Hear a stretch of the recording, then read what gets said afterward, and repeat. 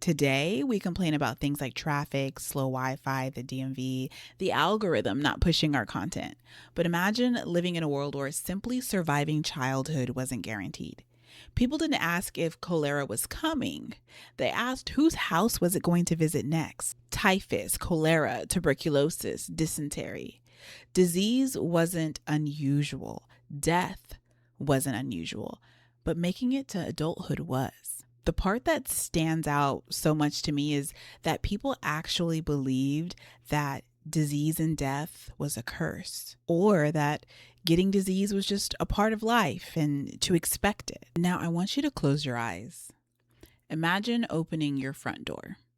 The streets are muddy, except it isn't just mud. Open drains run beside the road. Waste collects in cesspools beneath the homes. Some families literally slept above pits filled with human waste. The smell?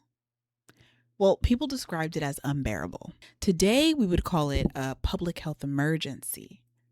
Back then, it was just a Tuesday.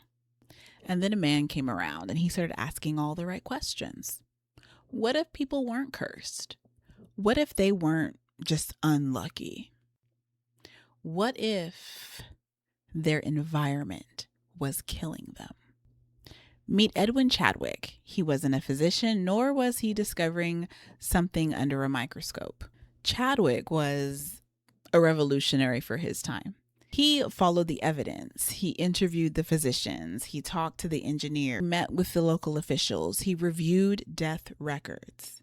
He inspected neighborhoods. He compared one town to another. He walked the streets where people were dying. And slowly a pattern emerged. Disease wasn't random. It followed poverty. It followed overcrowding. It followed standing water. It followed overflowing cesspools. It followed contaminated drinking water. Entire neighborhoods weren't dying because they were unlucky. They were dying because the conditions they were forced to live in. One of Chadwick's most powerful ideas was that disease had removable causes. Think about that for a second.